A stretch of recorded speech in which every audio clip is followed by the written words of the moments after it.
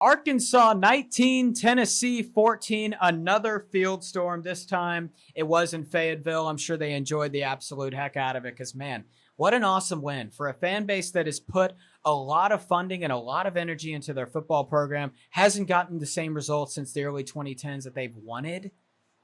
They've waited a while for this one, and they deserve it. So those in Arkansas, awesome victory for them.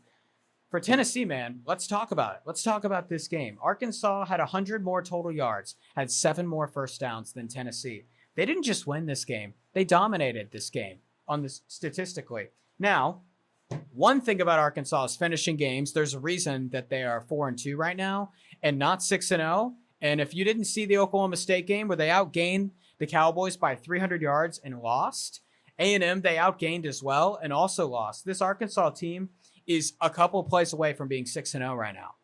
So they came in, when I saw that 14.5 spread, if y'all, tailed the picks, did great, by the way, $400 last week, up to $1,500 on the season, 10% ROI on the season. Might I just put that in there? You'll know that I picked Arkansas plus 14.5 with that hypothesis that I believe that Arkansas was better than their record displayed. Arkansas didn't punt in the first half and only had 3 points. They turned the ball over on downs twice. They missed a field goal. That 3-0 scoreboard was incredibly misleading coming into that game. Arkansas also lost Taylen Green to injury in the fourth quarter. Look, combining those two things, this game could have very well been a massive blowout. And it wasn't because Arkansas couldn't finish drives. Now, Tennessee actually won the game in the trenches. Arkansas averaged just 3.0 yards per carry. Dylan Sampson, 22 for 138, 2 touchdowns, 6.3 a carry, was the reason Tennessee even had a point on the scoreboard for this game. He was what kept Tennessee competitive. Now, Tennessee won the game in the trenches and lost. You know why? Quarterback play. Plain and simple. Arkansas, as a team, 10 yards a pass attempt. Tennessee, as a team, 5 yards a pass attempt. Who knew that we would be sitting here with the Josh Heupel-led offense and say Tennessee lost the game, not because their defense struggled, not because their front seven got imploded, not because they couldn't run the ball, but because Arkansas outgained them through the air completely. Arkansas got a lot through the air. 10 yards of pass attempt is a lot. And the coverage that Tennessee had, Jermon McCoy, who's played like one of the best DBs in college football this season, was all over Andrew Armstrong a couple times. And Taylen Green had no margin for error. If you watch the game, you know what I'm talking about. Had no margin for error on a couple throws and hit it right in the breadbasket every single time. Taylen Green at 6'6", to be moving like that and making those type of throws, man, he could be an NFL quarterback.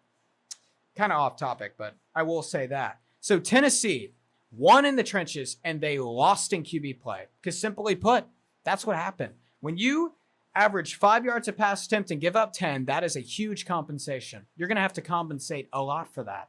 Tennessee couldn't quite.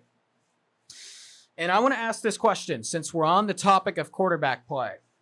Does Tennessee trust Nico Iamaleava? I think it's a question we should ask ourselves.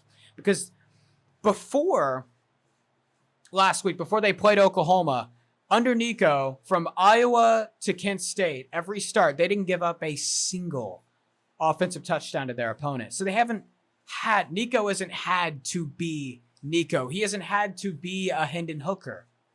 You know what I'm saying? Now, against Arkansas, all of a sudden, he doesn't have to be Hendon Hooker, but he has to be just decent to be able to get the ball moving at times. And he didn't make mistakes, which is an underrated part, because a freshman in a hostile road environment like that, most of them do end up making mistakes. He did make mistakes. I'll give him that. But here's why I'm asking this question.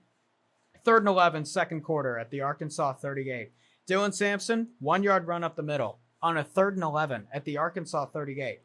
Fourth quarter, 3rd and 7, Tennessee has the ball at the 50. They're driving. They don't pass it. They run the ball with Dylan Sampson up the middle for 4 yards, and they punt it. Those two plays made me really question, does Tennessee trust Nico? Do they? Because we're not there in practice. We don't understand what these coaches know. But based on those two plays, I'm not saying they do or they don't. It just makes me ask. Because last year, as well, this is the same team that led the FBS in percentage of throws that were screen passes. Tennessee threw a ton of screen passes last year, which made Tennessee fans think, did they trust Joe Milton? A lot of them lean no. In Tennessee, they're asking the same questions. And perhaps the thing that we've overlooked is we see this offense and we're like, oh, this high-flying, high-tempo offense, man, it's a plug-and-play. Perhaps we underestimated how good Hendon Hooker was. I'll say that. But it's a plug-and-play. Any quarterback can thrive in this system, whoever it may be. Is that the case? Alex Golesh, how valuable was he? He was, for those of you that don't know, he was the offensive coordinator with Tennessee in 2021 and 2022 during Heupel's first 2 years.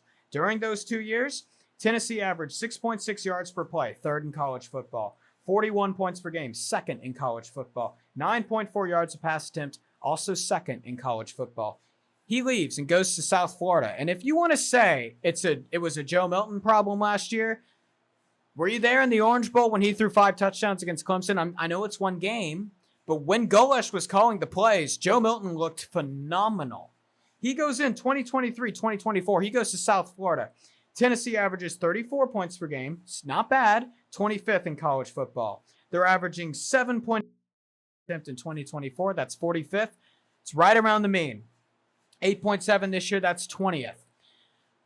When you lose your offensive coordinator, we saw it with Oklahoma. Tennessee's offense went from best in the nation to they've been good. They've been solid these last 2 years.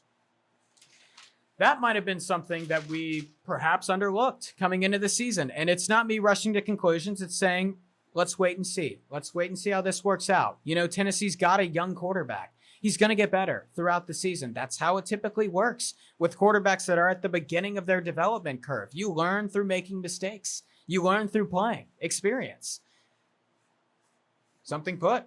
And in terms of Arkansas, I don't want to talk about this. I don't want to just talk about the faults of Tennessee because this is a huge, huge, huge victory for Arkansas, a team that has put a lot, like I said before, a lot of funding, a lot of energy. They care a lot about their football program, and they've been looked at as kind of on the bottom tier of the SEC these last 10 to 12 years, when in reality, they could be a lot more. They could seriously be a lot more. And I'll say this, something is being built in Arkansas, and the Bobby Petrino edition, now since we're on the subject of offensive coordinators, cannot be more overstated because 10 years ago, before Petrino left Arkansas, for reasons that I won't get into, those of you that know, before there was Josh Heupel, there was Bobby Petrino, this young, exciting coach in this ecstatic offense who took Louisville to multiple conference championships in the Big East and in the Conference USA and multiple 10-win seasons. And then he goes to Arkansas. In his 4 years there, he puts up two 10-win seasons. They haven't had a 10-win season since he left. They go 60-87 in the 13 years without Bobby Petrino. And then Arkansas realized, I don't know if we can win without this guy. And so they go back, and what do? They bring him in as their OC. Welcome back, Bobby. And he's been awesome. He's been great because something's budding in Fayetteville right now with Taylon Green, with the additions that they got in the portal. A lot of people were expecting this team to be really down, including myself. I saw the Taylon Green edition. I was like, you know, good in the Mountain West. It seems like a fun addition. I'm not sure if it'll work in the SEC. I was wrong because after this win against Tennessee, it's looking like it is clearly worked. Arkansas's 4-2. They could easily be 6-0. Let's pour one out for the Arkansas fan base, folks. This was an amazing win for them, and congratulations to that fan base.